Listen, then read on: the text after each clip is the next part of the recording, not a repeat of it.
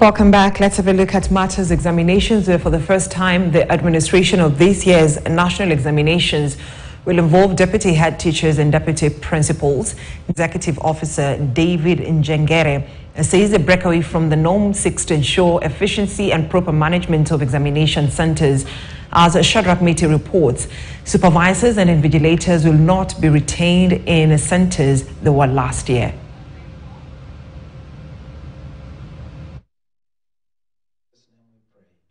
On delivering credible exams bordering on efficiency, the Kenya National Examination Council has announced a few changes in the way the 2023 national exams will be administered. And for the first time, deputy head teachers and deputy principals will be involved in the management and administration of this year's exams.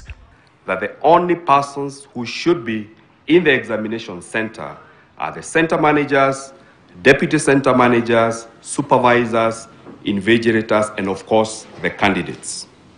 Center managers will also be required to prepare a list of all support staff on duty. And those lists have to be submitted to the sub-county directors of education before the start of the examination. NEC Chief Executive Officer David Njengere says the decision to co-opt deputy center managers in the management of exams is informed by the fact that at primary level, for instance, 2 exams in the form of KCPE and KPSEA will run concurrently.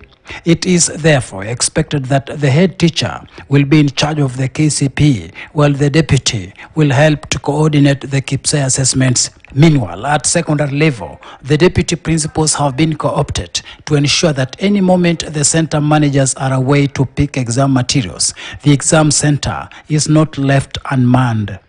The Kenya National Examinations Council will be mounting a comprehensive briefing and sensitization of all the persons involved in administration of the examinations from the 2nd to the 6th of October.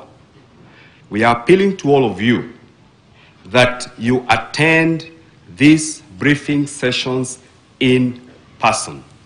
Please do not delegate. This move explains why this year we'll have a total of 71,000 center managers for the KCPE, KPSEA, and KCSE exams, nearly double the number for last year's. And in what looks like a deliberate plan to circumvent the perennial logistical challenges and other natural barriers erected by water masses and other natural occurrences, the Teacher Service Commission has demanded all supervisors and invigilators serving in such areas to be deployed to schools and centers within their locality. Where we have schools where you must cross a river, you know those schools, to go to the other side, or some water mass or something like that, please let us have supervisors and invigilators from that region.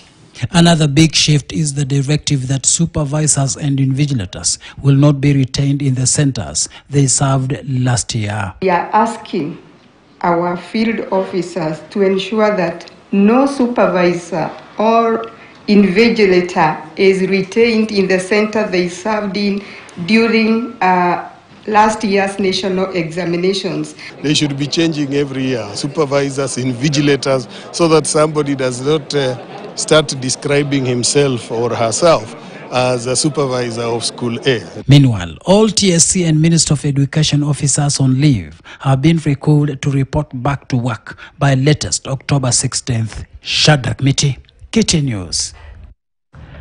So now, French ambassador to Kenya, Anad Saki, early today visited Migosi Level 4 Hospital in Kisumu to check on the achievements made so far in the fight against HIV, TB and malaria under